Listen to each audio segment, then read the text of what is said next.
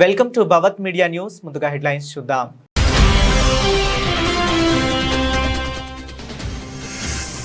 అది పవిత్ర రంజాన్ మాసంలో జరిగిన నరమేధం. ఐరాసాలో పాక్కు ఏకిపారేసిన భారత్.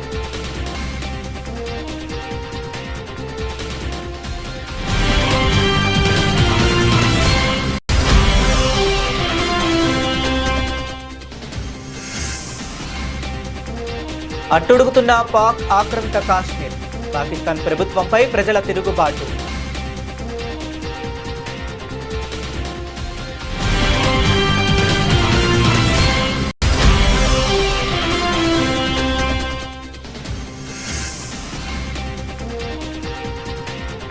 మేజర్ భార్గవ్ కలితను శౌర్య చక్ర జమ్మూ కాశ్మీర్లో సాహసానికి పురస్కారం. రాష్ట్రపతి చేతుల మీదుగా ప్రదానం.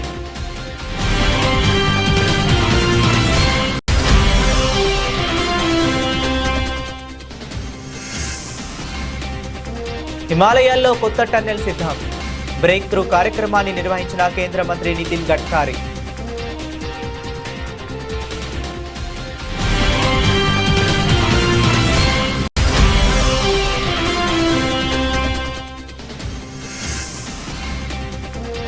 టీఎంసీ పరిధిలో అభివృద్ధి పనులకు సీఎం రేవంత్ రెడ్డి శ్రీకారం.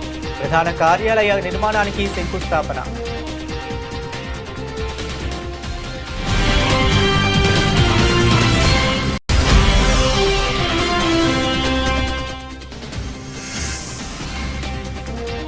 వైజాగ్ స్టీల్ ప్లాంట్ ఘోర ప్రమాదంలో 9 మంది మృతి.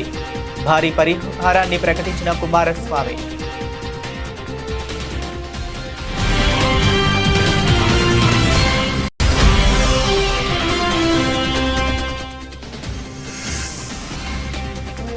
రేవంత్ రెడ్డి అసత్యాలు చెబుతున్నారని బీజేపీ ఆరోపణ. మహారాష్ట్ర సీఎం అపాయింట్మెంట్ కోరడం అవాస్తవమని విమర్శ.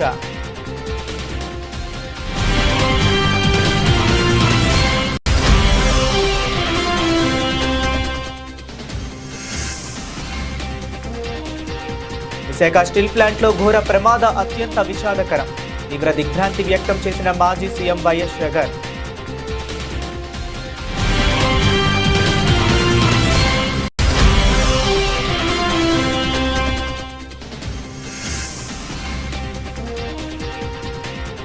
ఇబోలా ప్రభావిత దేశాల నుంచి వస్తూ తప్పుడు చిరునామా ఇస్తే కేసు నమోదు. అధికారులకు మంత్రి దామోదర ఆదేశం.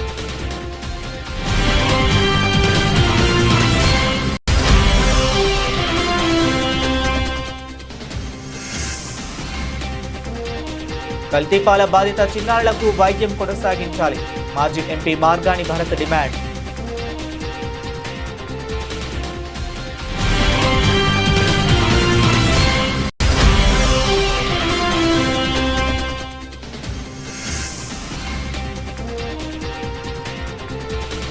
నిజ జీవిత సంఘటనలతో స్లమ్ డాగ్ టీజర్ లాంచ్ లో పూరి జగన్నాథ్ వెల్లడి.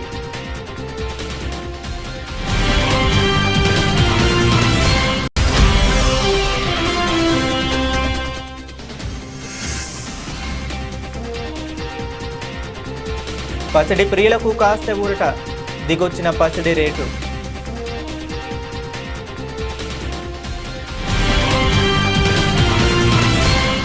ఐక్యరాజ్య సమితి వేదికగా పాకిస్తాన్పై భారత్ తీవ్ర స్థాయిలో విరుచుకుపడింది. ఆఫ్ఘనిస్తాన్పై పాకిస్తాన్ సైన్యం జరిపిన వైమానిక దాడులను తీవ్రంగా ఖండించింది. ఈ చర్య ఆఫ్ఘనిస్తాన్ సార్వభౌమాధికారంపై జరిగిన స్పష్టమైన దాడి అని, ఇది ఆ దేశంతో పాటు యావత్ ప్రాంతీయ శాంతికి పెనుముప్పు అని భారత్ ఆందోళన వ్యక్తం చేసింది. ఐరాస సర్వసభ్య సమావేశంలో భారత శాశ్వత ప్రతినిధి అంబాసిడర్ హరీష్ పర్వతనేని మాట్లాడుతూ పాకిస్తాన్ దాడుల్లో అమాయక పౌరులు ప్రాణాలు కోల్పోవడంపై తీవ్ర విచారం వ్యక్తం చేశారు. ఆఫ్ఘనిస్తాన్లోని ఐక్యరాజ్య సమితి సహాయ మిషన్ నివేదికలను ఆయన ఉటంకించారు. ఈ ఏడాది తొలి 3 నెలల్లోనే 372 మంది పౌరులు మరణించారని, మరో 397 మంది గాయపడ్డారని తెలిపారు. వీరిలో అత్యధికులు పవిత్ర రంజాన్ మాసంలోనే లక్ష్యంగా చేసుకుని జరిపిన దాడుల్లో మరణించడం అత్యంత దారుణమని ఆయన పేర్కొన్నారు. Madam President, I congratulate Colombia for assuming the presidency of the Council and thank you for giving me the floor. I thank Ms. Georgia Gagnon, Head of Mission and Deputy SRSG Political of UNAMA for briefing this meeting. We also take note of Director Vosornu from OCHA and Ms. Mehran for their briefings. India and Afghanistan are contiguous neighbors, and as civilizational states, Our ties have spanned centuries. Our history of close cooperation continues to guide our modern day relationship. The proud people of Afghanistan have endured a lot in this century, and the Government of India will continue to stand in favor of peace and stability so as to foster development and stability in this nation. Our participation in the Doha Working Group meetings and our strong bilateral development partnerships stand testimony to this promise. Madam President, India's capacity building and humanitarian assistance initiatives for the Afghan people can be seen in all 34 provinces and in more than 500 development partnership projects. We are focusing on healthcare, public infrastructure, and capacity building. We are intensifying our cooperation with UN agencies as well as others such as Afghanistan Red Cross Society in priority areas of the Afghan people. The visits to India of Afghan ministers last year have ensured necessary planning and coordination so that our support reaches the intended beneficiaries. Generations of Afghans, having suffered years of active hostility, are now suffering neglect of the international community. In April 2026, India delivered 3 tons of specialized flood relief supplies to support communities affected by recent floods. The consignment included kitchen sets, dignity and hygiene kits, plastic sheets, tarpaulin, sleeping bags, and more. In its commitment to strengthen Afghanistan's child immunization program, India has recently delivered 33 tons of BCG and tetanus and diphtheria vaccines and related dry materials to Kabul. It gives us great satisfaction to report that now Afghan children suffering from acute congenital heart diseases are being treated in India. Establishment of maternity clinics in rural areas in Paktika, Khost, and Paktia, upgradation of the Indira Gandhi Institute of Child Health, and construction of oncology and trauma centers in Kabul also underlines our commitment to Afghan women and children. We thank our partner agencies, including UNICEF and Afghan Red Cross Society in this regard. Setting up of an Pak ఆక్రమిత కాశ్మీర్లో మరోసారి హింసాత్మక జ్వాలలు ఎగిసిపడుతున్నాయి. అక్కడి ప్రజల హక్కుల కోసం పోరాడుతున్న జాయింట్ అవామీ యాక్షన్ కమిటీపై పాకిస్తాన్ ప్రభుత్వం ఉగ్రవాద నిరోధక చట్టం కింద నిషేధం విధించడంతో పీఓకే అత్యంత తీవ్ర ఆగ్రహావేశాలు వ్యక్తమవుతున్నాయి. నేడు తలపెట్టిన ప్రాంతీయ బంద్కు ముందు రావాలా కోట్ నగరంలో నిరసనకారులు భద్రతా దళాలకు మధ్య జరిగిన ఘర్షణల్లో 11 మంది ప్రాణాలు కోల్పోగా 70 మందికి పైగా తీవ్రంగా గాయపడ్డారు. అయితే మృతుల సంఖ్య వందల్లో ఉందని సోషల్ మీడియాలో స్థానికులు పోస్ట్ చేస్తున్నారు. ఈ తాజా వివాదానికి ప్రధాన కారణం పీఓకే అసెంబ్లీలోని 45 స్థానాల్లో 12 సీట్లను కాశ్మీర్ వెలుపల పాక్లోని ఇతర ప్రాంతాలలో నివసిస్తున్న శరణార్థుల కోసం కేటాయించాలని పాక్ ప్రభుత్వం నిర్ణయించడమే. ఈ నిర్ణయం వల్ల స్థానిక ప్రజల ప్రాతినిధ్యం దెబ్బతింటుందని జేఏఏసీ తీవ్రంగా వ్యతిరేకిస్తుంది. దీనితో పాటు గత 2 ఏళ్లుగా పీఓకేలో విపరీతంగా పెరిగిన పిండి, విద్యుత్ ధరలు, నిరుద్యోగం, ద్రవ్యోల్బణం, పాక్ పాలకుల రాజకీయ వివక్షపై ప్రజలు నిరంతరాయంగా పోరాడుతున్నారు. జూలై 27న అక్కడ ఎన్నికలు జరగాల్సి ఉన్నందున పాక్ ప్రభుత్వం ఇంటర్నెట్ సేవలను నిలిపివేసి జేఏఏసీ కేంద్ర కార్యాలయాన్ని సీల్ చేసింది. ఈ హింసపై human rights commission of Pakistan తీవ్రంగా ఆందోళన వ్యక్తం చేసింది.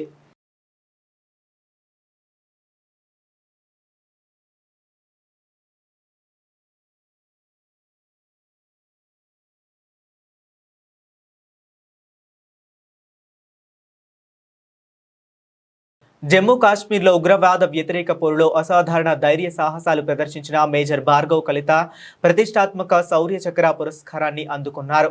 ఇక రాష్ట్రపతి భవన్లో నిన్న నిర్వహించిన కార్యక్రమంలో రాష్ట్రపతి ద్రౌపది ముర్ము ఆయనకు ఈ పురస్కారాన్ని ప్రదానం చేశారు. కుమావున్ రెజిమెంట్ 50వ రాష్ట్రీయ రైఫిల్స్కు చెందిన మేజర్ కలిత ఈ అత్యున్నత పురస్కారానికి ఎంపికయ్యారు. 2024 డిసెంబర్ 2న జరిగిన ఒక కీలక ఆపరేషన్లో మేజర్ కలిత చూపిన అసమాన తెగువకు ఈ పురస్కారం దక్కింది. అత్యంత ప్రమాదకరమైన ఉగ్రవాద కదలికలపై సమాచారం అందగానే ఆయన తన బృందంతో కలిసి వ్యూహాత్మక దాడి చేపట్టారు. భద్రతా దళాలపై కాల్పులు జరుపుతూ తప్పించుకునేందుకు ప్రయత్నించిన ఉగ్రవాదిని మేజర్ కలిత ప్రాణాలకు తెగించి ఎదుర్కొన్నారు. అత్యంత సమీపం నుంచి పోరాడి ఆ ఉగ్రవాదిని మట్టుబెట్టారు. హతమైన ఉగ్రవాది 7 పౌరుల హత్యతో పాటు భద్రతా దళాలపై జరిగిన దాడుల్లో ప్రమేయం ఉన్న A++ కేటగిరీకి చెందిన వ్యక్తిగా అధికారులు గుర్తించారు. అస్సాం రాష్ట్రానికి చెందిన major Kalita retired major general Bhaskar Kalita తనయుడు. 2022 అక్టోబర్ నుంచి జమ్మూ కాశ్మీర్లో ఆయన నేతృత్వంలో జరిగిన వివిధ ఆపరేషన్లలో 3 ఉగ్రవాదులు హతమవగా మరో 4 ఓవర్ గ్రౌండ్ వర్కర్లు అరెస్ట్ అయ్యారు. మేజర్ కలితకు శౌర్య చక్ర పురస్కారం లభించడంపై అస్సాం ముఖ్యమంత్రి హిమంత బిశ్వ శర్మ హర్షం వ్యక్తం చేశారు. ఇది రాష్ట్రానికి గర్వకారణమని ఆయన కొనియాడారు. హిమాలయాల్లో కొత్త టన్నెల్ సిద్ధమైంది. జోజీ లా సొరంగం తవ్వకం పూర్తి అయింది. సుమారు 13.15 కిలోమీటర్ల దూరం ఉన్న ఆ టన్నెల్కు చెందిన బ్రేక్ త్రూ పనులు ఇవాళ జరిగాయి. కేంద్ర రోడ్డు రవాణా శాఖ మంత్రి నితిన్ గడ్కరీ బ్రేక్ త్రూ కార్యక్రమాన్ని నిర్వహించారు. అన్ని వాతావరణాలకు తగిన రీతిలో టన్నెల్ను నిర్మిస్తున్నారు. 13.15 కిలోమీటర్ల దూరం ఉన్న టన్నెల్కు చెందిన తవ్వకాల పనులు పూర్తి అయినట్లే. అయితే ఈ టన్నెల్ ప్రజల కోసం వినియోగంలోకి రావాలంటే మరో 2 ఏళ్లు పట్టనున్నది. 2028 సంవత్సరంలో జోజిలా సొరంగ మార్గం ప్రజలకు అందుబాటులోకి రానున్నది. జమ్మూ కాశ్మీర్ తో పాటు లడఖ్ మధ్య ఈ సొరంగం కీలకం కానున్నది. రవాణా, రక్షణ రంగంతో పాటు పర్యాటక రంగానికి ఈ టన్నెల్ ఉపయోగపడనున్నది. అత్యంత ఎత్తులో నిర్మిస్తున్న ఈ టన్నెల్లో సింగిల్ ట్యూబ్ బై డైరెక్షనల్ రోడ్డును నిర్మిస్తున్నారు. ఇవాళ జరిగిన కార్యక్రమంలో మంత్రి నితిన్ గడ్కరీతో పాటు కాశ్మీర్ గవర్నర్ మనోజ్ సిన్హా, సీఎం పాల్గొన్నారు. తెలంగాణకు చెందిన mega engineering and infrastructure limited సంస్థ ఈ టన్నెల్ కు ప్రాజెక్టు డెవలపర్ గా చేసింది. సైబరాబాద్ మున్సిపల్ కార్పొరేషన్ పరిధిలో 1674.74 కోట్ల నిధులతో వివిధ అభివృద్ధి పనులకు ముఖ్యమంత్రి రేవంత్ రెడ్డి శ్రీకారం చుట్టారు. మియాపూర్లో 161 కోట్లతో సైబరాబాద్ మున్సిపల్ కార్పొరేషన్ ప్రధాన కార్యాలయ నిర్మాణానికి సీఎం శంకుస్థాపన చేశారు. 530 కోట్లతో మియాపూర్ చౌరస్తాలో ఫ్లైఓవర్ నిర్మాణ పనులకు భూమి పూజ చేశారు. అలాగే 308 కోట్లతో శేర్లింగంపల్లి ఆర్వీబో నిర్మాణ పనులకు కొబ్బరికాయ కొట్టారు. 65.53 కోట్లతో నిర్మించిన బాచుపల్లి ఫ్లైఓవర్ కు సీఎం రేవంత్ ప్రారంభోత్సవం చేశారు. ప్రభుత్వానికి అండగా ఉంటామని మహిళలు చెబుతున్నారని సీఎం రేవంత్ రెడ్డి పేర్కొన్నారు. కాలుష్యాన్ని నియంత్రించకపోవడం వల్లే ఢిల్లీని పడావు పెట్టారని విమర్శించారు. ముంబైలో ట్రాఫిక్ జామ్, వర్షం వస్తే రోడ్లపైకి నీళ్లు వస్తాయని తెలిపారు. స్లమ్స్ లో సదుపాయాలు లేక ముంబైలో నివసించే పరిస్థితి లేదని చెప్పారు. తాగే నీళ్ల కోసం కావచ్చు, వేసే చెత్త కోసం కావచ్చు, వేసుకునే రోడ్ల కోసం కావచ్చు, అండర్ గ్రౌండ్ డ్రైనేజ్ కావచ్చు, మున్సిపల్లో ప్రతి పని క్రమ పద్ధతిలో అభివృద్ధి జరగాలి అంటే ఏమి చెయ్యాలి అని మేము నిపుణులను అడిగినాం. ఆ నిపుణులందరూ కలిసి ఒక సలహా ఇచ్చింది. ఈ కోర్ అర్బన్ రీజియన్ ఏదైతే ఉందో క్యూర్ ప్రాంతం ఔటర్ రింగ్ రోడ్డు లోపల 2100 స్క్వేర్ కిలోమీటర్లను 3 కార్పొరేషన్లుగా విడదీయండి. ముఖ్యంగా సైబరాబాద్ కార్పొరేషన్ అంతర్జాతీయ స్థాయిలోనూ పేరు గడిస్తుంది. ఈ రోజు అమెరికాలో ఉండే సిలికాన్ వ్యాలీకి ఎంత పేరుందో మన సైబరాబాద్ కూడా అంతే పేరుంది. ఇవాళ మన రాష్ట్రం నుంచి ఎగుమతులు అవుతున్న ఐటీ విలువ 60% ఈ సైబరాబాద్ నే ఉంది. ఈ బస్తీలలో ఉండేటోళ్ళు ఎవరనంటే గోపన్పల్లి తండా నుంచి చిన్న పని ఉంటే ఎక్కడికో వెళ్ళాలి. అక్కడికి వెళ్తే గుర్తుపడతారో లేదో మనకు తెలియదు. మన సమస్యలు వాళ్ళకి అర్థమైతాయో అర్థం కావో మనకు అర్థం కాదు. అందుకే ఆలోచన చేసి ఒక పద్ధతి ప్రకారం ఈనాడు గ్రేటర్ హైదరాబాద్ మున్సిపల్ కార్పొరేషన్ ఒక పక్కన 150 డివిజన్లతోటి, సైబరాబాద్ మున్సిపల్ కార్పొరేషన్ 76 డివిజన్లతోని, సైబరాబాద్ మహానగరపాలిక సంస్థను పెట్టుకున్నాం. 74 డివిజన్లతోని మల్కాజ్గిరి మున్సిపల్ కార్పొరేషన్ ఏర్పాటు చేసుకున్నాం. ఎవరికి వాళ్ళు ఈ రోజు సైబరాబాద్ మున్సిపల్ కార్పొరేషన్ లో కుత్బుల్లాపూర్ శాసనసభ నియోజకవర్గం, కుక్కట్పల్లి శాసనసభ నియోజకవర్గం, షేర్లింగపల్లి శాసనసభ నియోజకవర్గాన్ని 3 జోన్లుగా విడగొట్టి ఒక మున్సిపల్ కార్పొరేషన్ గా, ఒక సైబరాబాద్ పోలీస్ కమిషనరేట్ గా ఈ రోజు మనం ఈ కార్పొరేషన్స్ ఏర్పాటు చేసుకున్నాం. పోలీస్ కమిషనరేట్లను ఏర్పాటు చేసుకున్నాం. ఒకనాడు పోలీసు వాళ్ళకు మున్సిపల్ వాళ్ళకు సఖ్యత లేదు, మున్సిపల్ వాళ్ళకు హెచ్ఎండిఏ వాళ్ళకు సఖ్యత లేదు, అదే విధంగా మెట్రో వాటర్ వర్క్స్ వాళ్ళకి ఒక పద్ధతి లేదు. అందుకే ఈనాడు పోలీస్ కమిషనరేట్, మున్సిపల్ కమిషనరేట్ ని కంప్లీట్ గా ఒకే విధంగా ఒకే సరిహద్దులతోని ఈ రోజు పరిపాలన సౌలభ్యం కోసం 3 కార్పొరేషన్లను ఏర్పాటు చేసుకున్నాం. విశాఖపట్నం స్టీల్ ప్లాంట్ లో తీవ్ర విషాదం చోటు చేసుకుంది. ప్లాంట్ లో సంభవించిన ఘోర అగ్ని ప్రమాదంలో 9 మంది కార్మికులు ప్రాణాలు కోల్పోగా మరికొందరు తీవ్రంగా గాయపడ్డారు. ప్రస్తుతం బాధితులంతా ఆసుపత్రిలో చికిత్స పొందుతున్నారు. ఈ ప్రమాద ఘటనపై కేంద్ర ప్రభుత్వం తక్షణమే స్పందించింది. కేంద్ర మంత్రి హెచ్డి కుమారస్వామి మరో కేంద్ర మంత్రి కింజరపు రామ్మోహన్ నాయుడుతో కలిసి అర్ధరాత్రి ప్రమాద స్థలికి చేరుకున్నారు. వీరితో పాటు ఏపీ హోంమంత్రి అనిత, విశాఖ ఎంపీ భరత్ కూడా ఉన్నారు. ప్లాంట్ అంతటా పర్యటించి పరిస్థితిని సమీక్షించిన మంత్రులు సీనియర్ అధికారులతో కలిసి ప్రమాదానికి గల కారణాలపై సుదీర్ఘంగా చర్చించారు. గాయపడిన కార్మికులకు మెరుగైన వైద్య సేవలు అందించాలని అధికారులను ఆదేశించారు. బాధిత కుటుంబాలకు అండగా ఉంటామని భరోసా ఇచ్చారు. మరణించిన ప్రతి కార్మికుడి కుటుంబానికి 25 లక్షల చొప్పున పరిహారం ఇస్తామని ప్రకటించారు. ప్రమాదంలో తీవ్రంగా గాయపడిన బాధితులకు 10 లక్షల చొప్పున ఆర్థిక సాయం అందిస్తామని తెలిపారు. Today we have decided who have succumbed to these injuries. Even the persons who are in the hospital fighting for their life in the hospital. We are announcing today 25 lakh crore rupees for each family. Not only regular employees, even outsourced employees for their family also. Today we are announcing 25 lakh rupees compensation other than all other benefits what they are getting. Other than that, even insurance money, then other issues also, I think PF, gratuity, everything other than this 25 lakhs they will get. Then the family members, they can stay in the town, the house which it has allotted to them.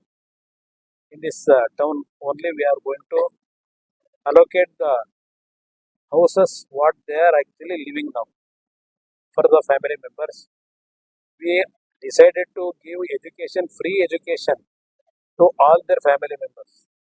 Not only that, one family will get one permanent job in their absence of the persons who have today's bad incident has occurred. One family member, they will get one job. Even who are working outsources, that family also will get one permanent job. That we have took the decision. In all other, whatever we can strengthen by giving all assistance, we will going to give it. But only thing, we can't bring the life back to their family.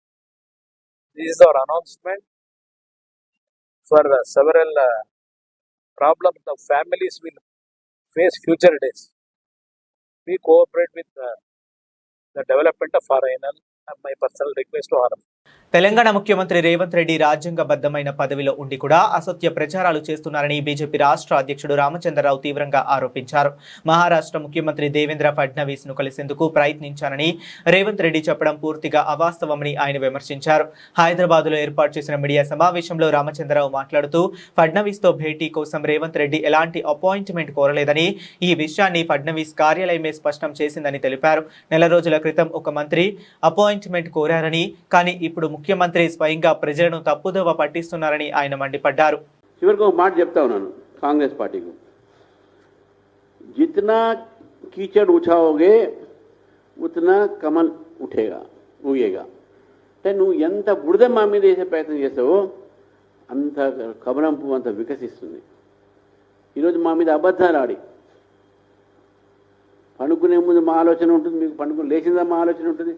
కాబట్టి ఈ ఆలోచనతోని మీరు భారతీయ జనతా పార్టీకి ఎందుకు భయపడుతున్నారంటే, మొన్న మోదీ గారి meeting success అయిన తర్వాత మీ ఇంటెలిజెన్స్ రిపోర్ట్ కూడా ఫెయిల్ అయిపోయి భారతీయ జనతా పార్టీ గ్రామాల్లో పెరుగుతున్నది, చాలా బ్రహ్మాండమైనటువంటి ఆదరణ ఉన్నది, ఇక కాంగ్రెస్ పని ఖతమే అని చెప్పేసి మీకు రిపోర్ట్లు వస్తే మీరు మా మీద విరుచుకుపడుతున్నారు. ఇప్పుడు భారతీయ జనతా పార్టీ రైతులు ఈరోజు మా వెంబడి ఉన్నారు, విద్యార్థులు మా వెంబడి ఉన్నారు, కుటుంబాలు ఎవరైతే రిటైర్మెంట్ బెనిఫిట్స్ రాలేదో వాళ్ళు మాత్రం ఉన్నారు. రాష్ట్రంలో అందరూ కూడా ప్రజలు బీజేపీ చూస్తూ ఉన్నారు. కాబట్టి బీజేపీ సంబంధించినటువంటి ఒక ఏవైతే అభివృద్ధి కార్యక్రమాలు ఉన్నాయో ఇవన్నీ కూడా చేస్తున్నాం. కాబట్టి ఈరోజు రేవంత్ రెడ్డి గారు కాంగ్రెస్ పార్టీ నాయకులు బీజేపీతో భయపడి ఇటువంటి మాటలు మాట్లాడుతారు.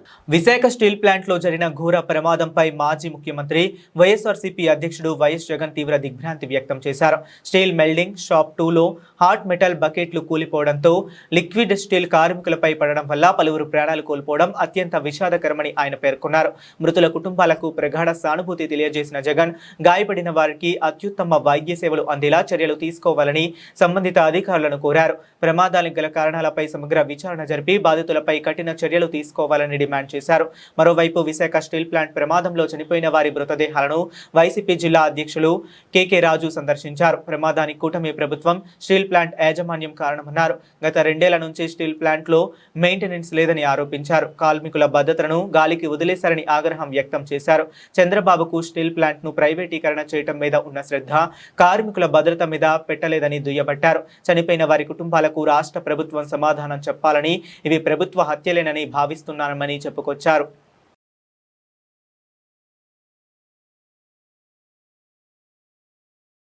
ఇబోలా ప్రభావిత దేశాల నుంచి వచ్చే ప్రయాణికులు రాష్ట్రంలో ఎక్కడ ఉంటారన్న విషయాన్ని దాచిపెట్టాలని చూసినా, తప్పుడు చిరునామా గానీ, తప్పుడు ఫోన్ నెంబర్ గానీ ఇచ్చినా తీవ్రంగా పరిగణించాలని ఎపిడమిక్ డిసీజెస్ యాక్ట్ సహా వర్తించే చట్టాల ప్రకారం కేసులు నమోదు చేయాలని సర్కార్ నిర్ణయించింది. ఎబోలా వ్యాప్తి దృష్ట్యా సచివాలయంలో మంత్రి దామోదర రాజనసింహ అధికారులతో సమీక్ష నిర్వహించారు. కాంగో, ఉగాండా, దక్షిణ సూడాన్ దేశాల్లో ఎబోలా వైరస్ వ్యాప్తి ఎక్కువగా ఉందని, ఆ దేశాల నుంచి ఇక్కడకు వచ్చిన వారిపై ప్రత్యేకంగా దృష్టి పెట్టాలని సూచించారు. నివాస విషయంలో తప్పుడు సమాచారం ఇస్తే కేసులు ఎదుర్కోవాల్సి ఉంటుందని విమానాశ్రయంలోనే ప్రయాణికులకు స్పష్టంగా తెలియజేయాలని మంత్రి సూచించారు. శంషాబాద్ విమానాశ్రయంలో ఇప్పటికే రీస్క్రీనింగ్ వ్యవస్థను బలోపేతం చేశారని తెలిపారు. అనుమానిత లక్షణాలు కనిపించినా వారిని వెంటనే గాంధీ ఆసుపత్రికి తరలించి ఐసోలేషన్ లో ఉంచుతున్నామన్నారు. ఇప్పటి వరకు 2 అనుమానితుల శాంపిల్స్ ను పూణేలో నేషనల్ ఇన్స్టిట్యూట్ ఆఫ్ వైరాలజీకి పంపించగా నెగిటివ్ వచ్చిందన్నారు. ICMR సూచన మేరకు వారి శాంపిల్స్ ను మరోసారి సేకరించి పరీక్షలకు పంపించాలని సూచించారు. అనుమానితుల నుంచి శాంపిల్ సేకరణలో ఎలాంటి అలసత్వం ఉండకూడదని ఆదేశించారు. కల్తీపాల ఘటనలో ఆసుపత్రి పాలైన 2 చిన్నారులు కోలుకునే వరకు వైద్యం కొనసాగించాలని వైఎస్ఆర్సీపీ జాతీయ అధికార ప్రతినిధి, మాజీ ఎంపీ మార్గాని భరత్ డిమాండ్ చేశారు. రాజమహేంద్రవరంలోని వైఎస్ఆర్సీపీ కార్యాలయంలో ఆయన బాధిత కుటుంబాలతో కలిసి మీడియాతో మాట్లాడారు. చిన్నారులకు ఆసుపత్రి నుంచి డిశ్చార్జ్ చేశామని, అక్కడే ఉంచితే వారి వైద్య ఖర్చులు ఆ కుటుంబాలే భరించాలని ఆసుపత్రి యాజమాన్యం ఒత్తిడి చేయడం దారుణమని మాజీ ఎంపీ మండిపడ్డారు. 2 సంవత్సరాల బాబు, వీళ్ళిద్దరికి సంబంధించి భవిష్యత్తులో ఏ రకమైన దీర్ఘకాలిక వ్యాధులు వచ్చినా, లేకపోతే వాళ్ళ రెసిస్టెన్స్ తగ్గిపోయినా పూర్తి స్థాయిగా ప్రభుత్వానికే బాధ్యతని ఆ రోజు భరోసా ఇచ్చి మరి ఇవాళ నా దగ్గరికి ఎందుకు రావాలండి? వీళ్ళకి ఈ కూటమి ప్రభుత్వంలో న్యాయం జరగకపోతే ప్రతిపక్షం దగ్గరికి వస్తారు. ఇవాళ నేను వచ్చి ప్రెస్ మీట్ పెట్టాల్సిన పరిస్థితులు ఎందుకు వస్తా ఉన్నాయి అంటే, ఈ ప్రభుత్వం చెప్తున్నారంట ఇమీడియట్ గా డిశ్చార్జ్ చేసేసేయండి, మేము ₹1 కూడా కట్టమని చెప్పేసి చెప్తున్నారు. హాస్పిటల్ యాజమాన్యం చెప్తున్నారు, రెయిన్బో హాస్పిటల్ వాళ్ళు, రేపటి నుంచి కనుక మీరు ఆ పాపను కనుక ఉంచితే మీరు డబ్బులు కట్టి ముందుకు వెళ్ళండి అని చెప్తా ఉన్నారు. అంటే కూటమి ప్రభుత్వానికి బాధ్యత లేదా? మీ ఇంట్లో చిన్నపిల్లలు లేరా? చంటి పిల్లలు లేరా? మీరు పిల్లల్ని కన్నారు కదా, మీకు కూడా మనవలు ఉన్నారు కదా. ఏంటండి అన్యాయం? ఏంటండి? ఒకవేళ నిజంగానే కనుక హాస్పిటల్కి వెళ్తున్నారు, ఇప్పుడు డిశ్చార్జ్ చేస్తారు, 2 రోజులకు ఒకసారి. Director Puri Jagannadh, versatile actor Vijay Sethupathi combination లో వస్తున్న action entertainer slum dog 33 temple road తాజాగా చెన్నైలో ఈ సినిమా టీజర్ లాంచ్ ఈవెంట్ ను గ్రాండ్ గా నిర్వహించారు. ఈ సందర్భంగా పూరి జగన్నాథ్ మాట్లాడుతూ, ఈ సినిమాను కల్పిత కథతో కాకుండా నిజ జీవితంలో జరిగిన కొన్ని యథార్థ సంఘటనల ఆధారంగా తెరకెక్కించినట్లు వెల్లడించారు. మనం రోడ్డుపై వెళ్లేటప్పుడు అడుక్కునే వారిని చూసి వదిలేస్తాం, కానీ వారి వెనుక ఎన్నో తెలియని కథలు, గుండెలు పిండేసే బలమైన ఎమోషన్లు ఉంటాయి.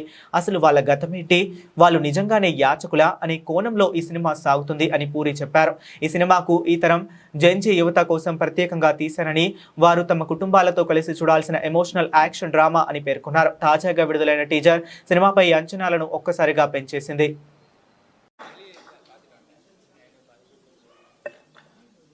Good evening, everyone. So happy meeting you, Tamil media, and Slumdog 33 Temple Road. This is my first Tamil movie. I must thank Sethu sir for bringing me here. Seriously love you, sir. And having like a filmmaker, having an actor like that caliber, and he's trusting my story and signing this movie means a lot to me. And what impressed me is his simplicity, very grounded. Like whenever he comes to the set, like a newcomer, and even if you notice, if you observe, you don't find any arrogance in his acting, not even a single frame. And this quality is amazing, sir. It's truly inspiring. I love you. And in this film, you see a powerful and unique Vijay Sethupathi in this film. Thank you for everything. Thank you for your cooperation. And my Kutti, Mallu Kutti Samyukta, first time I'm working with her. She's so energetic. You need to control her actually. And nice working with you. She's played Varalakshmi role. You'll love her character in this movie. And Sir Ganesh sir. Sir, I know you're in love with Tabuzi. Sir, from the main trailer, I'll bring her, definitely. And I kept all your shots for the main trailer only. So whenever he's in the set, no sir, you see a smile in every. భారత ప్రజలు బంగారం కొనుగోళ్లను తగ్గించాలని ప్రధానమంత్రి నరేంద్ర మోదీ సూచించిన నేపథ్యంలో అప్పటి నుంచి పసిడి ధరలు భారీగా తగ్గుముఖం పట్టాయి. గత నెలలో 1,70,000 వద్ద ట్రేడ్ అయిన 24 క్యారెట్ల స్వచ్ఛమైన బంగారం ధర ఇప్పటి వరకు దాదాపు 19,000 మేర తగ్గింది. నేడు మంగళవారం కూడా పసిడి ధరలు స్వల్పంగా తగ్గాయి. హైదరాబాద్ బులియన్ మార్కెట్లో మంగళవారం బంగారం, వెండి ధరలో స్వల్ప తగ్గుదల నమోదైంది. నగరంలో 10 గ్రాముల 24 క్యారెట్ల బంగారం ధర సుమారు 10 తగ్గి 1,51,680 వద్ద నిలిచింది. అదేవిధంగా 22 క్యారెట్ల బంగారం ధర 1,39,040గా, 18 క్యారెట్ల బంగారం ధర 1,13,760గా నమోదైంది. వెండి ధరల్లోనూ స్వల్ప మార్పులు కనిపించాయి. 10 గ్రాముల వెండి ధర 26,990 పలుకుగా, కిలో వెండి ధర 2,69,000 వద్ద ట్రేడ్ అవుతుంది. దేశీయ, అంతర్జాతీయ మార్కెట్లో చోటు చేసుకున్న పరిణామాలకు అనుగుణంగానే ఈ ధరల తగ్గుదల నమోదైనట్లు మార్కెట్ వర్గాలు వెల్లడించాయి.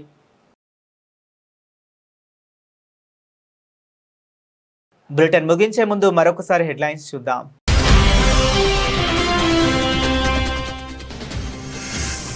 అది పవిత్ర రంజాన్ మాసంలో జరిగిన నరమేధం. ఐరాసాలో పాక్కు ఏకిపారేసిన భారత్.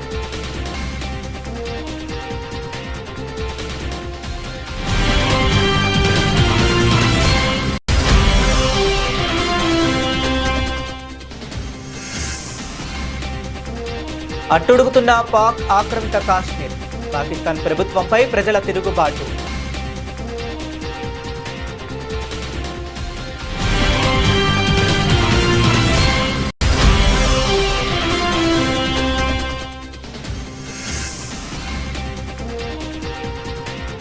మేజర్ భార్గవ్ కలితను శౌర్య చక్ర జమ్మూ కాశ్మీర్లో సాహసానికి పురస్కారం. రాష్ట్రపతి చేతుల మీదుగా ప్రదానం.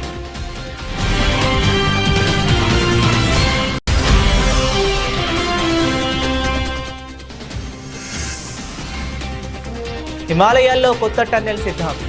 బ్రేక్ త్రూ కార్యక్రమాన్ని నిర్వహించిన కేంద్ర మంత్రి నితిన్ గడ్కరీ.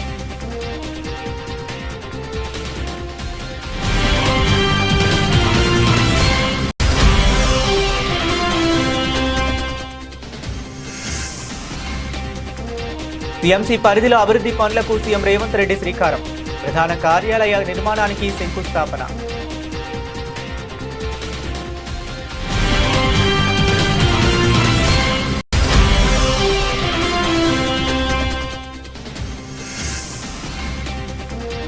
వైజాగ్ స్టీల్ ప్లాంట్ ఘోర ప్రమాదంలో 9 మంది మృతి. భారీ పరిహారాన్ని ప్రకటించిన కుమారస్వామి.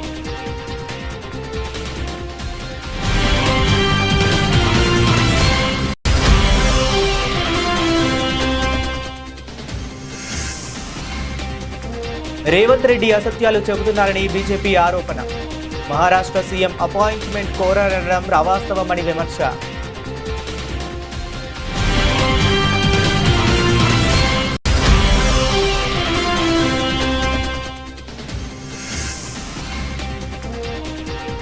విశాఖ స్టీల్ ప్లాంట్లో ఘోర ప్రమాద అత్యంత విషాదకరం.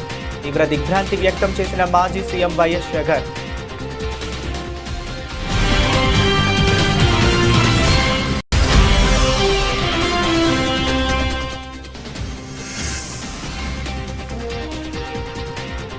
ఎబోలా ప్రభావిత దేశాల నుంచి వస్తూ తప్పుడు చిరునామా ఇస్తే కేసు నమోదు. అధికారులకు మంత్రి దామోదర ఆదేశం.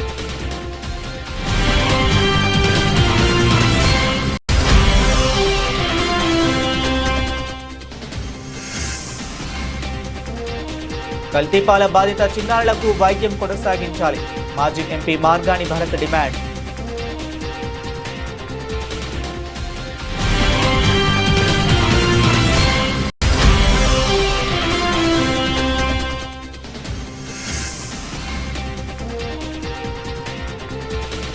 నిజ జీవిత సంఘటనలతో స్లమ్ డాగ్ టీజర్ లాంచ్ లో పూరి జగన్నాథ్ వెల్లడి.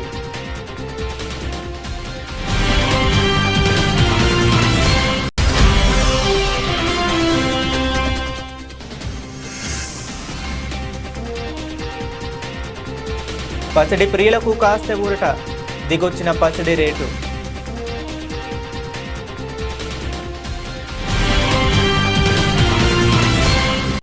ఇవి ఇప్పటి వరకు ఉన్న అప్డేట్స్. మరిన్ని అప్డేట్స్ కోసం కీప్ వాచింగ్.